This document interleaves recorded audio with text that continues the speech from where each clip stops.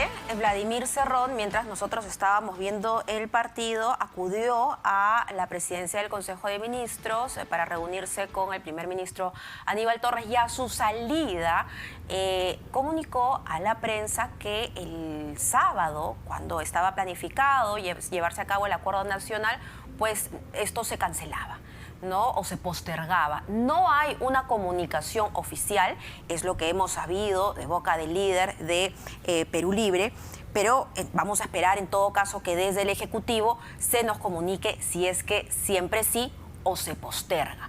¿Qué es lo que va a suceder? No lo sabemos, pero en torno al acuerdo nacional y a la oportunidad en la que ha sido convocada y qué arreglos pueden salir del acuerdo nacional, por eso es que vamos a conversar con Javier González Olaechea. Él es doctor en ciencia política y experto en gobierno e internacionalista. ¿Cómo está, doctor González Olaechea? Muy buenos días. Buenos días, Mabel. Buenos días, Fernando. Y buenos días, Carlos. Buenos días. Sí, doctor, algunos partidos como Avanza País y Alianza por el Progreso han criticado la oportunidad de esta convocatoria, teniendo en cuenta que es el lunes 28 que el presidente Castillo acudirá al Congreso de la República para debatir esta moción de vacancia o para exponer. ¿Usted piensa lo mismo? ¿Cree que no era un buen momento, que esto se debe postergar? Yo siempre estoy a favor del diálogo y esa fue la idea central del Pacto Bicentenario, nacido el 10 de enero del año pasado. Sin embargo, el presidente de la República, en su alocución de hace unos 10 días aproximadamente, ya había adelantado que iba a convocar a un diálogo de las distintas fuerzas políticas y sociales del país.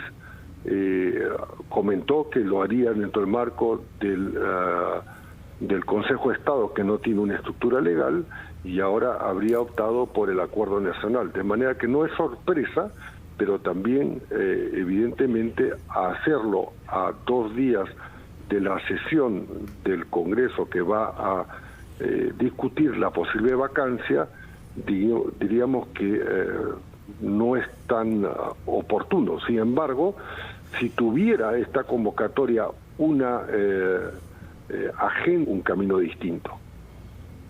Señor González Olaechea, usted ha hecho notar de que no hay una agenda para esa reunión, y que cuando no hay agenda es muy difícil que las reuniones que representan a intereses tan contradictorios o tan diversos tengan resultados. Pero según su opinión, ¿sobre qué temas debería discutirse en una eventual reunión del Acuerdo Nacional, de manera tal que las diferentes partes puedan comenzar a buscar concertación en su visión y en sus propuestas? Es decir, ¿qué temas le parece a usted que pueden servirnos de apoyo para reconstruir, por lo menos parcialmente, una forma de unidad en el país? Bueno, eso debería responder a la realidad. ¿Y qué es lo que nos dice la realidad? En términos políticos, que hay un divorcio entre la sociedad y, digamos, los estamentos políticos oficiales.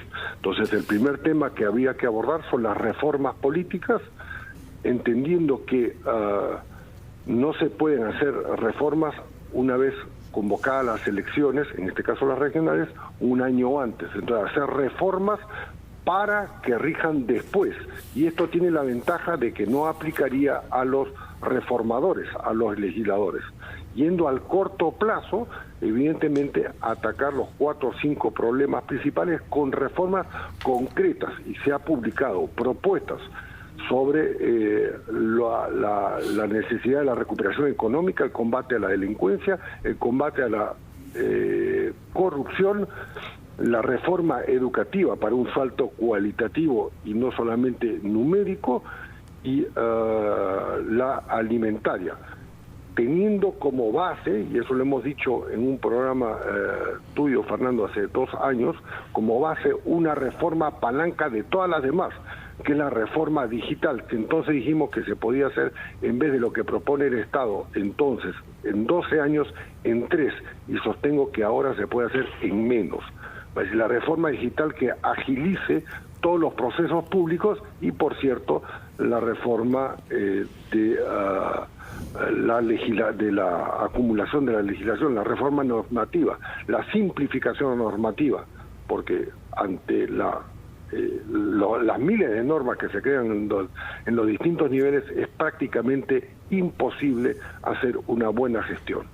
Don Javier González, ¿cómo está? Buenos días. Buenos días. Los discursos, ¿cree usted, y mensajes que llegan o que se emiten desde el gobierno generan un panorama o un buen ambiente para establecimiento de este diálogo? Porque, por ejemplo, hemos escuchado al presidente hablar de una supuesta campaña demoledora contra el Ejecutivo que se impulsará en estos días previos al debate de la vacancia. Involucra al Congreso, involucra a gremios empresariales, involucra hasta los medios de comunicación. ¿Cree usted que esto genera un ambiente propicio para el diálogo? Bueno, ahí podríamos tener dos interpretaciones, aquella que sea inocente y aquella que calcule que pudiera haber una intención detrás de las declaraciones del presidente. La inocente es que pueda existir evidentemente una campaña, no necesariamente orquestada, de distintos medios, medios, estamentos, actores políticos, para desacreditar al presidente y tenerlo contra las cuerdas el día lunes. La otra interpretación evidentemente es distinta. Yo sí creo que posiblemente se van a incrementar algunas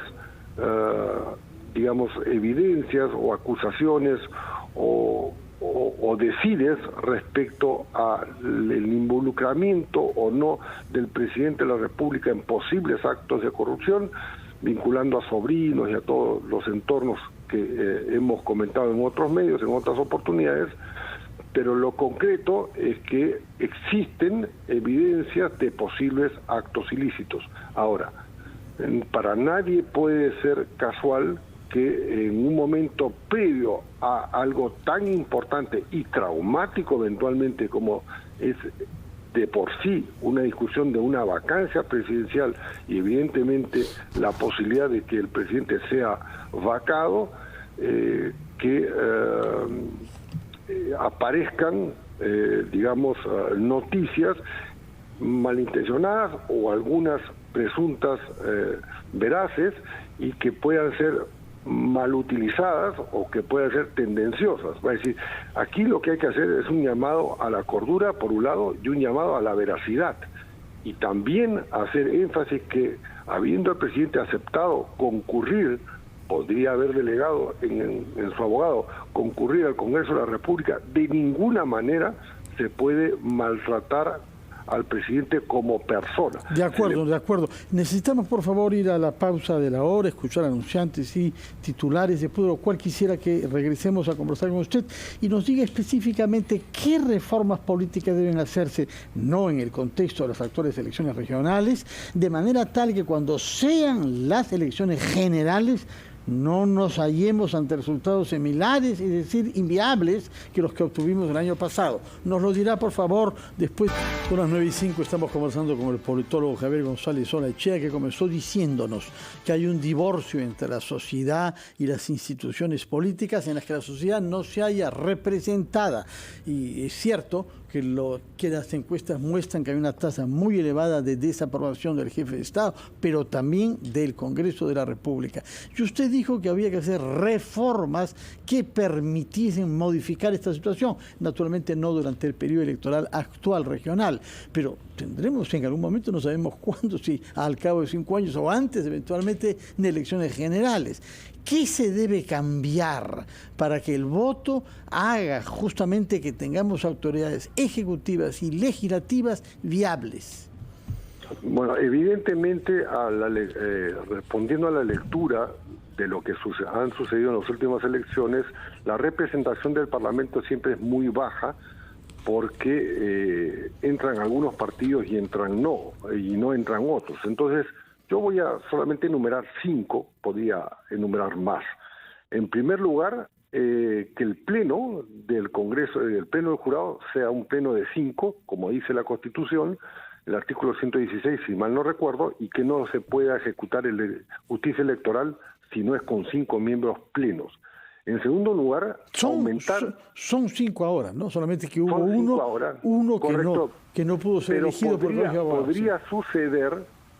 Podría suceder que por lo que fuera, la situación irregular pasada. Entonces habría que precisar y legislar exactamente con una reforma, que eso es fácil de hacer.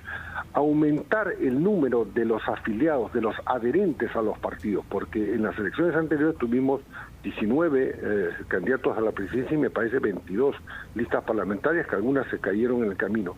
Va a decir, con 28.000 y algo firmas se hace una agrupación regional o nacional, y eso evidentemente atenta, por así decirlo, contra un sistema mucho más manejable, más donde se reflejen más posiciones de centro, liberales, de izquierda, de derecha, en donde se acorten las diferencias, por así decirlo, y se evite la dispersión. La custodia de los votos, va a decir que se pueda utilizar la fórmula en la Florida, que se produjo en los Estados Unidos en una elección hace 6 o 7 años. Va a decir, si hay cuestionamientos respecto a las actas, como que hubo cuestionamientos, tenga una cédula escaneada adicional, custodiada electrónicamente por una unidad ad hoc electoral de las Fuerzas Armadas, de manera que se pueda confrontar, si hay discusión, entre el acta y el voto real, y esta que sea custodiada. Volver a la reelección de los parlamentarios, por un lado, porque evidentemente la juventud o la falta de experiencia cuesta mucho dinero al país, porque el Congreso no produce lo que debería producir. Pero por otro lado, en contrapeso, establecer la posibilidad de la revocatoria del mandato parlamentario. Si podemos revocar al señor presidente de la República, revocarle su mandato, revocarle a un alcalde, bueno, ¿por qué deberían tener privilegios los parlamentarios y que puedan ser revocados con unos requisitos muy altos, con procedimientos complejos?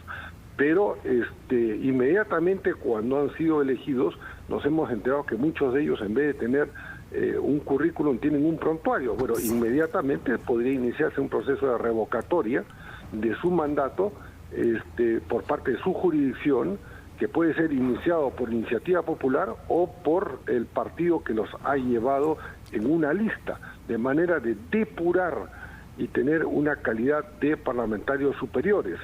Sí. También restablecer el Senado, ya vamos por la quinta reforma, restablecer el Senado con unas condiciones especiales y distintas a las que fueron previstas en la Constitución del 79. Doctor González Olaechea, todo esto ya está explorado, hasta volcado en documentación, analizado, pero aparentemente la constante crisis en la que vivimos no da espacio al actual legislativo para colocarlo en agenda, o no hay voluntad. En todo caso, sabemos que hay necesidad de cambios. ¿Cuál es el papel de la ciudadanía en ese sentido? Porque justo ayer el periodista Juan de la Puente nos decía, bueno, estamos rumbo a mantenernos en una inercia, o debemos tomar acción. ¿Qué podemos hacer para nosotros también tener un rol importante en ese destino tan inmediato que necesitamos, que es el cambio positivo? Bueno, no todo está dicho, casi todo. De lo que he mencionado, por ejemplo, lo que es novedoso es la custodia de los votos. Cuando la Comisión de Constitución, presidida por el señor Chejade, convocó a una serie de especialistas, en fin, yo produje un informe tras una presentación de 40 páginas y establecía ahí, o mejor dicho, proponía una serie de cambios al régimen parlamentario que es parte del sistema político, de manera que hay propuestas que están escritas. Sin embargo, se quiso llevar a una cuarta legislatura extraordinaria y esta abortó porque se consideró que era inapropiada. Entonces, la única forma que prospere una reforma del régimen parlamentario como parte del sistema político es que se legisle para muchos años adelante. Va a decir, que los reformadores no sientan que van a ser afectados. Entonces, que se hagan reformas para que rijan después de 2 elecciones generales. Entonces, de esa manera es una reforma, digamos, aséptica de intereses concretos, en donde los parlamentarios no van a sentir que se les mete la mano al bolsillo porque se les recorta el mandato o que su mandato puede ser revocado, sino que se legisle digamos, para en vez del 26, para que rija a partir del 31. Y hay que mirar a largo plazo, ¿correcto? O a partir del 26. De esa manera no se ven afectados. Aun cuando si es para el 26, obviamente va a haber mucho interés en la aprobación de la reelección parlamentaria. Porque los actuales podrían entonces decir sí, a esto no. Entonces, como paquete y como idea general, eso. Que estamos entrando en una inercia, hemos entrado en una inercia, pero una inercia perversa, porque no se avanza, porque si estuviéramos en una inercia en donde el gobierno estuviera acometiendo reformas cuyos resultados fueran el beneficio de la mayoría, beneficios tangibles, bueno, bienvenida a la inercia. El problema con la inercia es que nos estamos acostumbrando, entre comillas, aunque la gran mayoría de los peruanos pagan la mayor factura de esta crisis, que es de origen múltiple, importada y nacional, en esta inercia donde no hay resultados a exhibir. Desgraciadamente, y con todo respeto lo digo, estamos frente a un gobierno de anuncios y de promesas. Y hasta ahora, a 8 meses, el día 28, el día lunes de estrenado el gobierno, con 4 gabinetes, no tenemos resultados. Doctor, se habla efectivamente de, deficiente gestión gubernamental, deficiente gestión congresal y falta de entendimiento entre ambos poderes para llegar a acuerdos por el país. ¿Usted cree que sería oportuna o sería radical, muy extrema, la alternativa de que se vayan todos, nuevas elecciones?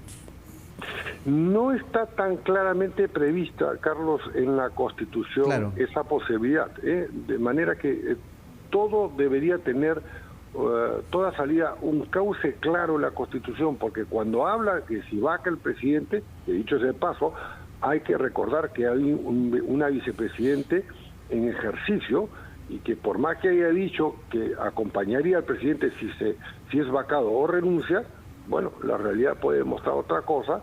Entonces la sucesión presidencial tiene un cauce, pero al final la Constitución establece que hay que convocar a elecciones generales, pero no precisa si estas incluyen a las presidenciales solamente, va a decir la de la fórmula presidencial, o en adición a las congresales. Si tuviéramos que en el negado caso o en el caso ya en extremo de estar en esa situación, yo creo que la salida política que no está, digamos, reñida con la Constitución es que puede haber elecciones presidenciales y congresales, entendiendo que hay que hacer algunas reformas y finalmente también exigirle a los partidos que sean filtros de verdad y no eso sean es fundamental, una cola.